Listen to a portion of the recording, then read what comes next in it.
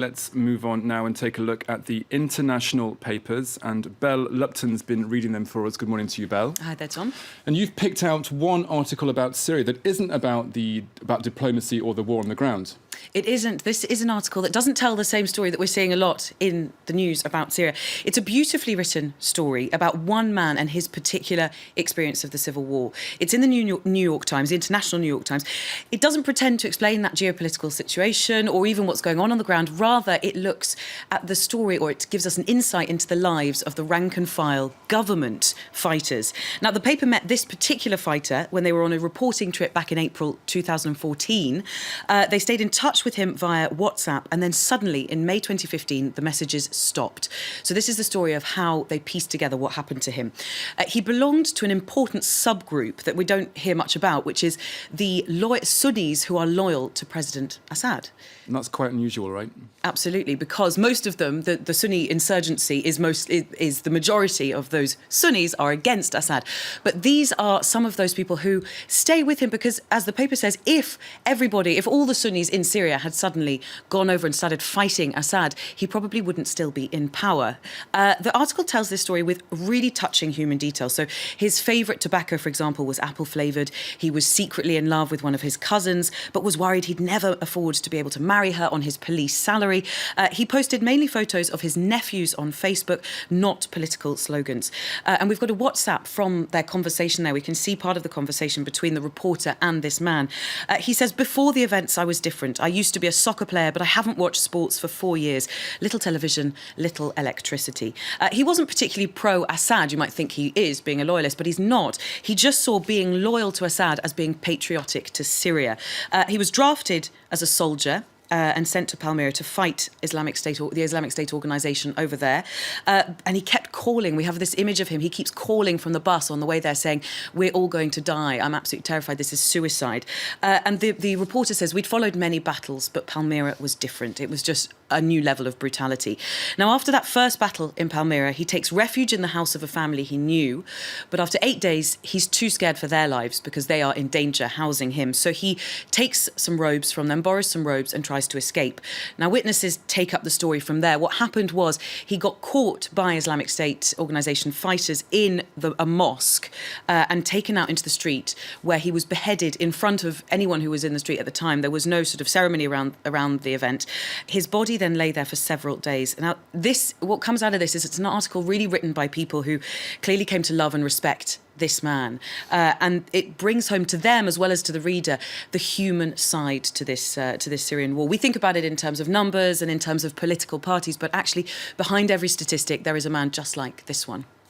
It's clearly a very moving story, one that's quite often forgotten, unfortunately.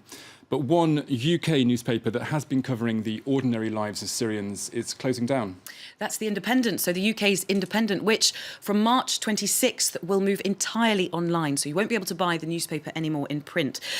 This was announced by Evgeny Lebedeva, the son of the Russian oligarch Alexander Lebedeva, who is the owner of The Independent. It's a young paper. It started in 1986, and it was at the time the UK's only truly independent quality newspaper. Here's the front page from today of The Independent. And now, although it's a UK paper, papers around the world are talking about this. So Le Monde, for instance, in France, and they're worried because although this is the first, they say it probably won't be the last. That's what Le Monde says. But we should remember it's not all doom and gloom, because out of the new online edition, there will be anything up to about 70 jobs created for those 100 journalists who are thought to have been put out of a job by the print edition dying. And Lebedev insists that this is about innovation. It's about moving newspapers forward. You know, we've seen a huge race in technology, and now newspapers need to catch up with that. And finally, let's just change the mood slightly and go to the glitz and glamour of the BAFTAs ceremony.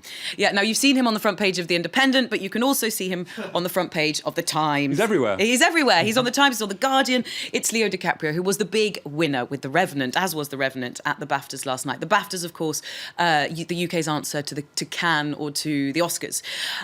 So could this be setting him up for his first Oscar win? Because although he's I should widely... hope so, like, seriously. You would hope so. He's widely acknowledged to be one of the best actors of our time, but he hasn't yet won an Oscar, so could this be his first? Same with the BAFTAs. Now, The Guardian has a funny blog on the 10 things we learned from the BAFTAs. First of all, that it's easier to make non-couples kiss than it is to make couples kiss in Hollywood. They had a kiss cam, which was a pretty sort of cheesy thing. Here you go. And they managed to get Leonardo DiCaprio to give Maggie Smith there a kiss. But when they tried to get Michael Fassbender to do the same with his actual girlfriend, Alicia Vikander, it didn't happen. And I think we have a video that shows that actually happening. It's essentially the two of them refusing to kiss on air. That's not working. No, that doesn't seem to be coming up. Don't worry, we'll move on, because the next point that they come up with, this Guardian blog, forget Raftgate, if we all remember the end of Titanic, because it does end happily ever after for Jack and Rose, because it was a good night for the two of them, Kate Winslet and Leonardo DiCaprio. Here's the video. Finally, here we go. We've all been waiting for this. We get the kiss That's of the Maggie two of Smith, them. isn't it? That's Maggie Smith. That's Leo kissing Maggie Very Smith. happy Maggie Smith. Yeah, with this rather cheesy kiss cam at the BAFTAs. I mean, really something joyful. But no, so to go back to Kate Winslet, she won Best Supporting Actress for her role in the Steve Jobs movie. Finally, one little nod towards the Oscars. Could we see a new hashtag? BAFTAs so sexist, because the BAFTAs, although they nominated Carol for a lot of films, Carol didn't win any films, and all the evening was dedicated to films that were fronted by men, whether it's Tom Hardy, whether it's Leonardo DiCaprio, the Steve Jobs movies. So could we be seeing that new hashtag? And all eyes moving very quickly to the Oscars very soon. Of course, yeah, at the end of the month. Can't wait. OK, Belle, thanks very much for that. We're taking a short break right now, but don't go anywhere. There's more news and headlines coming up in a few moments' time, as well as this morning's Focus report, which comes from Ukraine, a year after the Minsk deal was signed, one that was meant to bring an end to hostilities. Do stay with us here on France 24.